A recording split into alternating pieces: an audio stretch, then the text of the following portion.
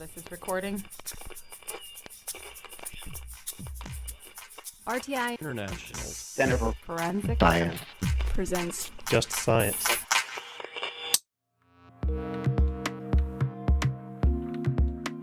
Welcome to Just Science, a podcast for forensic science professionals and anyone who is interested in learning more about how real crime laboratories work. In episode 8 of the Forensic Advancement season, Just Science interviews Ron Smith. Smith is a 45-year veteran of latent print analysis and the current president of Ron Smith & Associates, a Mississippi-based company that provides training, consulting, and proficiency testing services to the forensics community. Over the last 30 years, Smith has witnessed a shift in the role of the forensic scientist in the criminal justice system. He believes that being an expert witness, exhibiting fairness, and staying current are now the most important parts of being a forensic scientist. Listen in as he discusses this shift in more detail and the direction the field of forensic sciences is headed in this installment of Just Science. This season is funded by the National Institute of Justice's Forensic Technology Center of Excellence. Here is your host, Dr. John Morgan. and welcome to Just Science, the podcast for forensic science professionals. I'm John Morgan, your host with Forensic Technology Center of Excellence, a program of the National Institute of Justice. With me today is an icon of the forensic science community, Mr. Ron Smith of Ron Smith & Associates, the president of that firm and who's built it up, as the name implies, from nothing into one of the most important training and certification providers in forensic science. We're very, very fortunate to have Ron on the program here today. Welcome. Well, thank you, John. I certainly appreciate the opportunity to be here. So, Ron, I didn't know what the number was. 45 years of experience in latent print, crime scene, and lab management practices. John, it makes me feel so old, but I knew you were going to say that when I was coming down the hallway. I said, how many years has it been? Yeah, it's a little over 45. That's true. There you go. And still going strong. Oh, yeah, absolutely. I think I enjoy it as much now as I ever have. Sure.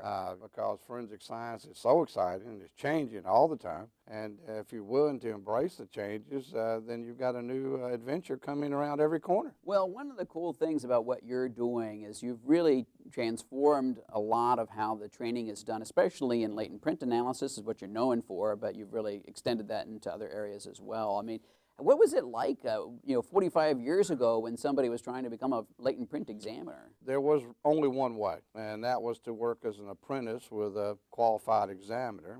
There were very few schools at all. The FBI did teach at the FBI Academy, a 3-week school. It was about the longest school there was available. So other than online courses, there was almost nothing in the public sector to attend. When I started training externally from my own agency back in the mid-'80s, I realized this is a huge void. And I just tried to start figuring out ways that would fill as much of the void as I could. Up until the point when I retired from the State Crime Lab in Mississippi, which was in 2002, and then I went full bore into developing a company that could fill as much of that void as possible.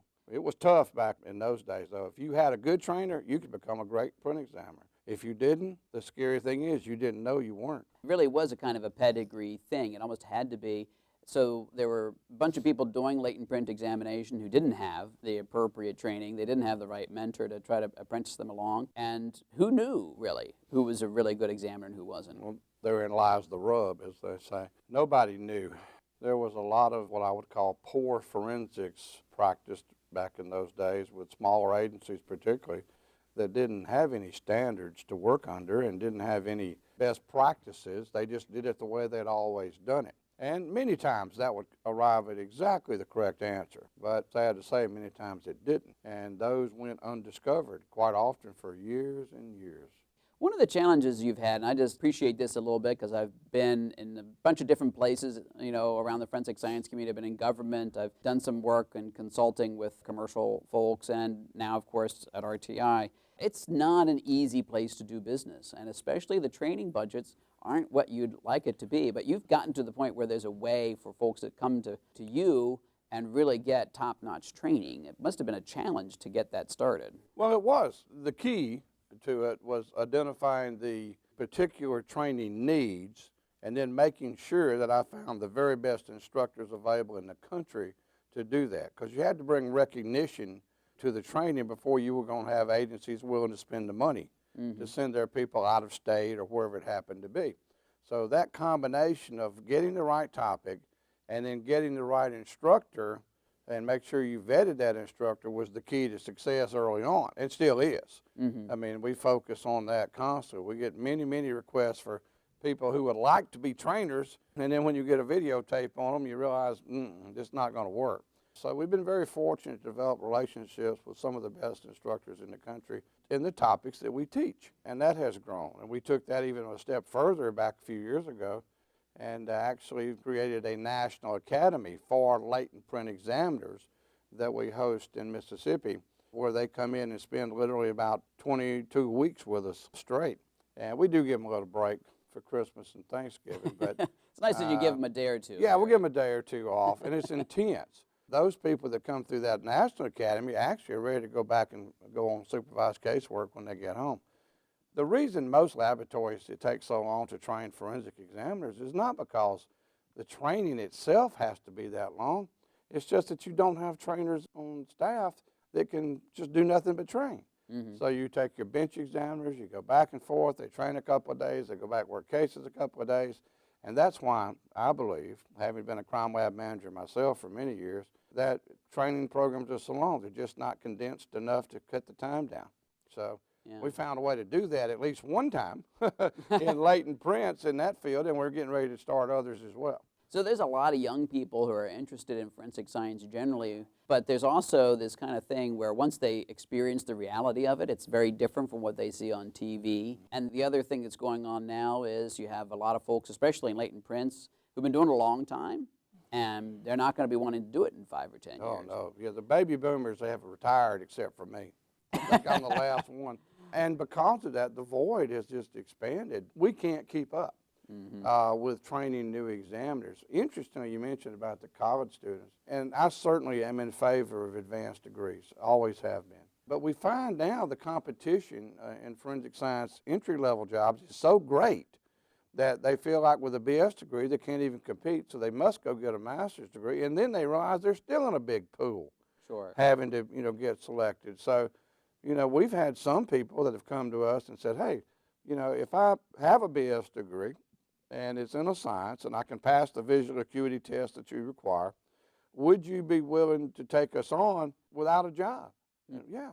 And we've had every student who's come through that was self-funded gets many offers of employment. I would think so. I mean, yeah, it just makes that's good better sense than a for them. master's degree, really, because the key of it is you want to sit them down and get them doing casework. Oh, yeah, and they can do that. So that's been an interesting development that I've noticed. But our regular training program, by that I mean the one that we travel and teach all over the country and many other countries, has just consistently grown over the years. And as long as you take the training close enough to them, doesn't have to be in their hometown, but close enough to their region of the company, they will come. It's almost like prisons. If you build it, they will come. Sure. The one thing that I really would love to hear from you is your view, because there's, of course, a lot of heat and light being shed onto impression evidence now, including into latent print examination. There's talk about cognitive bias, human factors. There's talk about quantitation of certain elements of it. Where do you think the field is going? Where do you think it should go? Well, that's two very good questions. It's not going fast enough for me. I'm not afraid of science. As a latent print examiner that did not have a science degree, my education was in different areas, but I'm not afraid of science because I believe in the foundations of what our practice is based on. So I think science is simply going to be a way to enhance that and to be more accepted in the general scientific community. I'm all in favor of that. So research is something I've always wanted to see. And of course, with the NAS report and the PCAS report, and everybody and their brother talking about, well, the pattern of evidence needs more science, more science. Well, most of us are not opposed to that. We're in favor of that. Let's just get somebody who can get funded to do it, because I don't believe the research that has yet to be done is going to prove anything different than what we've been saying, but now we'll have the foundation technically to support those opinions. So I hope we grow. I hope I'm still in the business long enough to see it. And I plan to be. But in some areas of the country, we're not moving as fast as we need to. It's not that people are being drugged into the new century. It's just that they're not accustomed to doing things different than what they've always done. And I am not here to knock law enforcement, but I do see that in some agencies that are more law enforcement related, they are slower to change. Not all, but some. I think that's going to be a hindrance in some locations. So, do you think over time the latent print units will end up in crime laboratories and independent crime laboratories? They absolutely should be. We encourage that everywhere we go. One of the things our company does is to assist agencies in becoming ISO 17025 accredited. As a matter of fact, we serve as quality managers for some agencies who don't want to hire their own quality manager.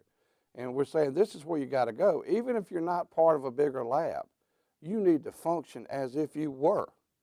And at some point, whether it be because of funding coming down from D.C. or wherever, it's going to be required. This is not going away, and it shouldn't go away. So we encourage smaller agencies. If you're a forensic service provider, you need to step up to the plate.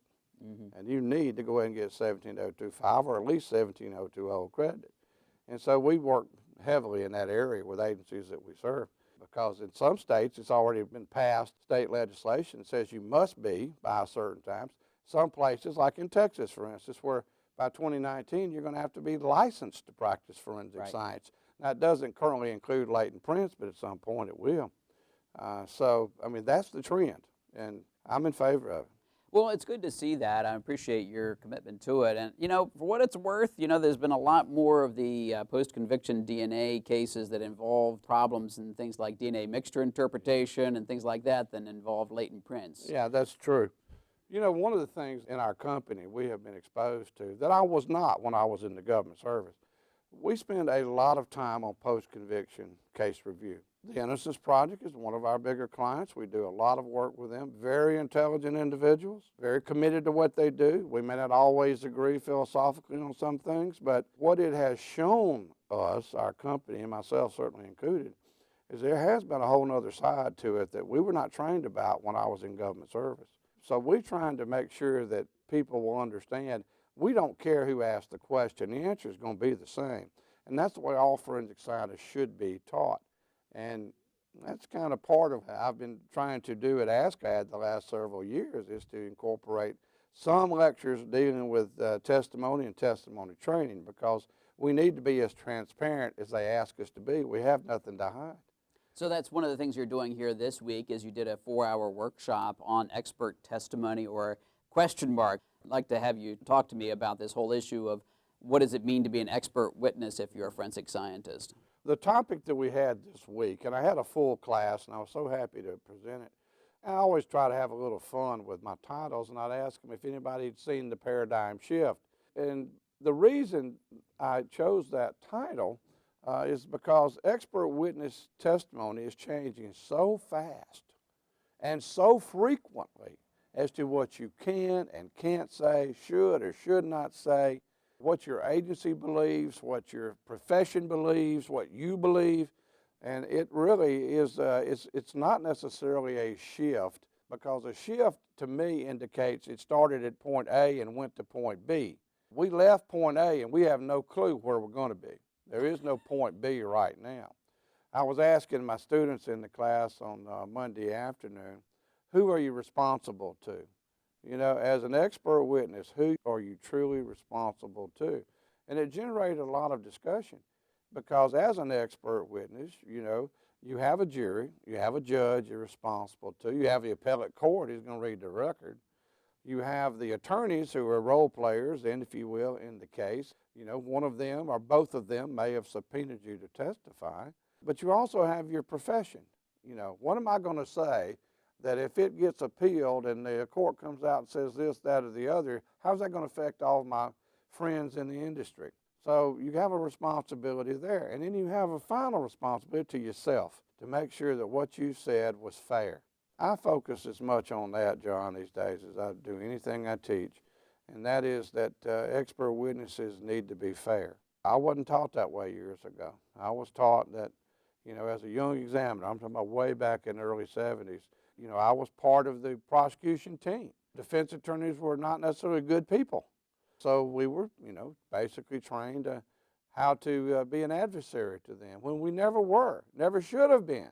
Sure. But we were. I'm not happy about some of the things I did back in those days, but I don't teach that way anymore. I finally realized that, hey, we do not have, as we say down home in Mississippi, we do not have a dog in the race. We're not there to prosecute. We're not there to exonerate. We're there to tell the truth in a way that people believe. I focus my training, and this is what I tried to tell my students on Monday.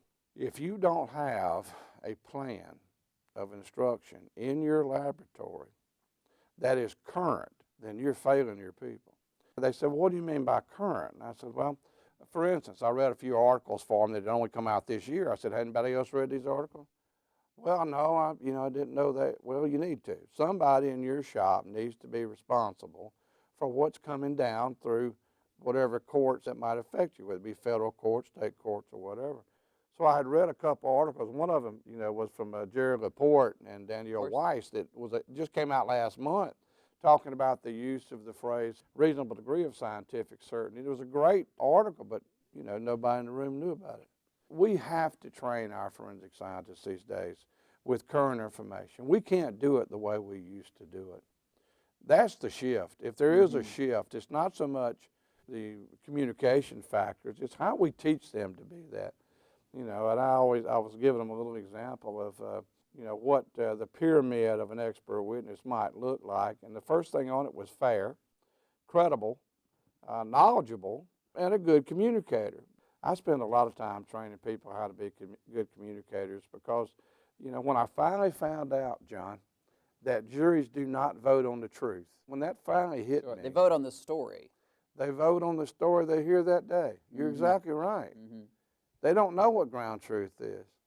They only know the story that's told to them by the various witnesses that come to court. So if you have a technical witness, a forensic scientist, if they are not giving that juror the information in a way they can understand and appreciate, then they're not going to be successful. Sure. And I read articles all the time about the CSI effect. And I'm probably certainly going to have some people that disagree with me on this, and that's okay. Disagreement causes us to grow, right? So they would say that the CSI effect had a negative impact on the American court system regarding forensic science. I don't agree. I have been interviewing post-trial jurors for over 20 years. And I've interviewed a little over 1,800 of them now. Have you now? I did not know. It's That's not quite a formal research project like a university would do. You should capture some of that. Well, I do. I teach it. You teach it. But I hadn't published it because it never was designed to be a research project. Well, that's a heck of a piece of information. It's a lot of it. And what I teach, and this is the part that's so fascinating for forensic scientists, is that the reason I don't think the CSI effect is a bad thing is because the reason there's so many forensic science shows on TV is because, as I told my class on Monday, we got sexy jobs. Right. They love it. They love what we do. If they didn't love what we do, there wouldn't be so many different shows on TV about it. So now I've got a group of jurors who are excited, interested in forensics. Yes, they may not have it correctly in their minds, what we can and can't do, but they're willing to learn. So now I have a group of jurors who's sitting on the front half of their chair waiting for me to teach them. As an expert witness, that's what I have to do. I have to teach them the truth of the matter, regardless of how the case comes out, because that's not our issue. At least they will believe us. I kind of focus on a two-word phrase that seems to fit. For me, it does. I call it forensic trust. My job as an expert witness is for them to trust the science that I practice and trust me as a practitioner of that science. I think that the forensic scientist needs to think in terms of two stories, right? There's the story of the case, certainly, and how the evidence fits into the case, and that's all very important. And certain kinds of evidence, like trace evidence, can be extraordinarily powerful in that regard. The other story is the story of how you did your job, right? I was talking to Cece Krause yesterday, and she was talking about this idea of, the water bath was at so many degrees, and she got questioned about it. At first, she reacted very negatively to it. But then she realized this is like, there's somebody whose life is on the line over there. They deserve to know how I got that water bath temperature. So the story of how you do your job and being able to relate that to people, so that to the jury and to the court, I think is very, very important. It's part of how you do your job. John, I think you hit it, seriously, right on the head.